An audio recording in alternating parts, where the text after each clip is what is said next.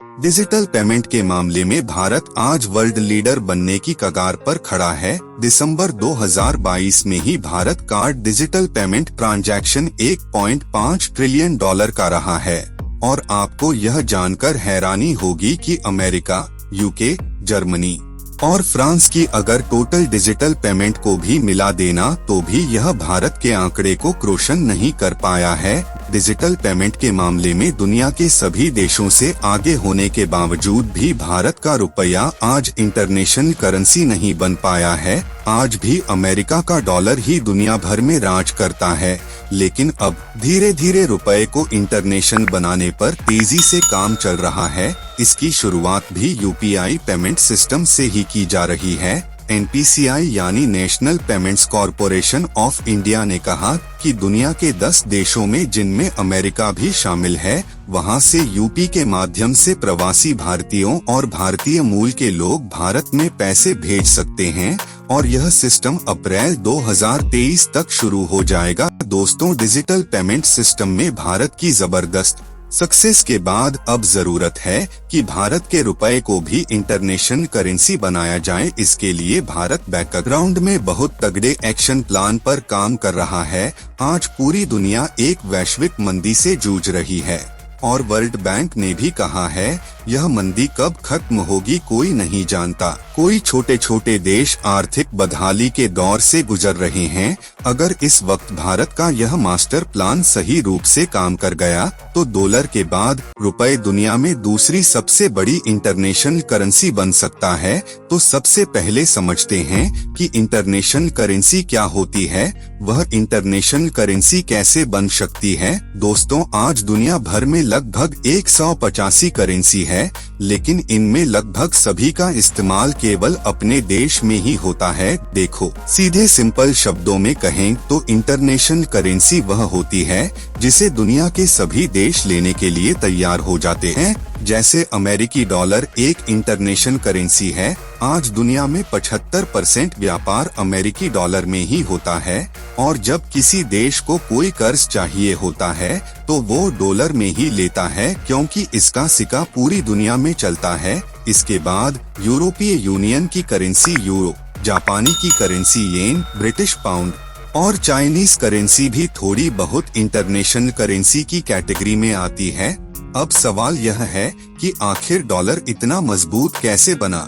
साल 1944 में जो दुनिया में सेकंड वर्ल्ड वॉर चल रहा था, तब 44 देशों ने अपनी करेंसी को अमेरिकी डॉलर से जोड़ने का फैसला किया। ऐसा क्यों? क्योंकि अमेरिका उस समय सबसे मजबूत था और दूसरी बात, उसके पास दुनिया का सबसे अधिक सोने का भंडार था। इससे पहले सभी देश ट्रेड के लिए गोल्ड को इस्तेमाल करते थे। इस समझौते के बाद दूसरे देशों ने भी गोल्ड की जगह अपनी करेंसी को डॉलर से जोड़ दिया। आज अमेरिका दुनिया के किसी भी कोने में अपनी एक डॉलर के खर्च होने का हिसाब रखता है। उसे जिस किसी भी देश पर दबाव बनाना होता है, वह उस देश को डॉलर की सप्लाई घटा देता है, जिससे वह देश बाकी दुनिया के साथ कारोबार करने में कमजोर पड़ जाता है।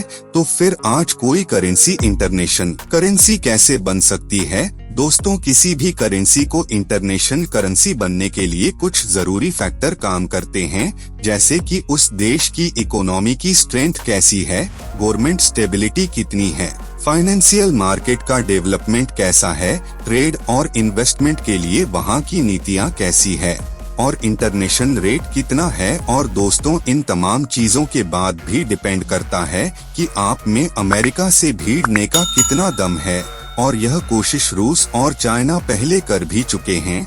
साल 2009 में चीन और रूस ने एक नई वैश्विक मुद्रा की मांग की थी। वह चाहते थे कि एक ऐसी इंटरनेशनल रिजर्व करेंसी बनाई जाए जिसे कोई अकेला देश कंट्रोल न करता हो और जो लंबे समय तक मार्केट में टिके रहने में सक्षम हो। हालांकि ऐसा तो नहीं हो सका, लेकिन चीन अपनी करेंसी यान को डॉलर के बराबर खड़े करने की कोशिश कर रहा है।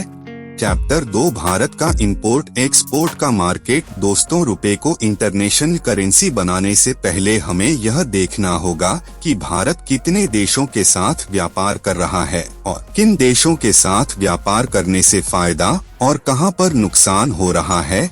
दरअसल जब से आत्मनिर्भर भारत की बातें हुई है, तब से भारत का एक्सपोर्ट मार्केट को तेजी से बढ़ा है, लेकिन वहीं दूसरी ओर ट्रेड डेफिसिट यानी कि व्यापार घाटा बढ़ता जा रहा है। ट्रेड डेफिसिट का मतलब यह है कि जितना सामान हम दुनिया से खरीदते हैं, उतना उनको बेच नहीं पा रहे हैं। सबसे ज्यादा व्यापार घाटा हमको चीन से होता है।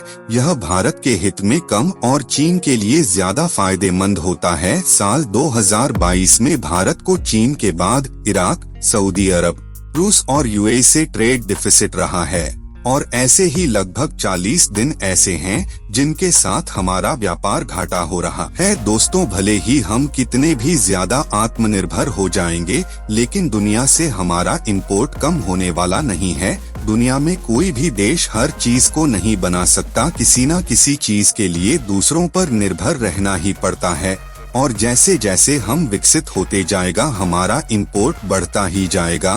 तो इंपोर्ट को कम करने के अलावा हमें एक्सपोर्ट पर ज्यादा ध्यान देना होगा। तो फिर आप कहेंगे कि भारत का एक्सपोर्ट बढ़ने से फायदा कहां पर हो रहा है?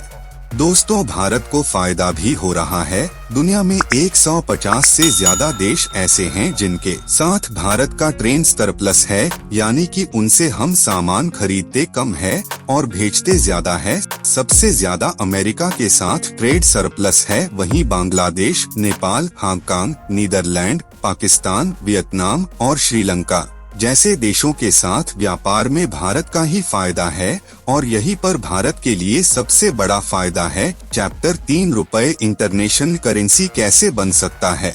दोस्तों, वर्ल्ड बैंक और IMF जैसी कई संस्था ने साल 2023 को दुनिया के लिए अच्छा नहीं बताया है। इस साल दुनिया की कई बड़ी अर्थव्यवस्थाओं की हालत खराब चल रही है, तो जाहिर सी बात है कि छोटे देश भी इस मंदी का शिकार होंगे, और इसका नतीजा हमें देखने को भी मिल रहा है, जैसे कि श्रीलंका, पाकिस्तान, नेपाल, भूटान जैसे कई छोटे छोटे देश फाइनेंशियल क्राइसिस जूझ रहे हैं। इन देशों के पास डॉलर की कमी है, इस वजह से यह दुनिया के दूसरे देशों से कारोबार नहीं कर पा रहे हैं। वहीं दूसरे देश पर अमेरिका ने प्रतिबंध लगा दिया है, और उनके पास डॉलर की कमी है, जिस वजह से अभी के समय में भारत देश के पास सबसे बड़ा और एक अच्छा मौका है इंटरनेशनल करेंसी बनाने का। खैर दोस्तों, आज की वीडियो में बस इतना ही। अगर आपको वीडियो अच्छी लगी हो तो वीडियो को लाइक करके अपना हर एक दोस्त तक जरूर शेयर करना, और अगर आप इंडिया इन्फो चैनल पर नए हो तो चैनल को सब्सक्राइब करके बेल आइकन पर क्लिक करके जरूर ऑल कर देना। मिलते हैं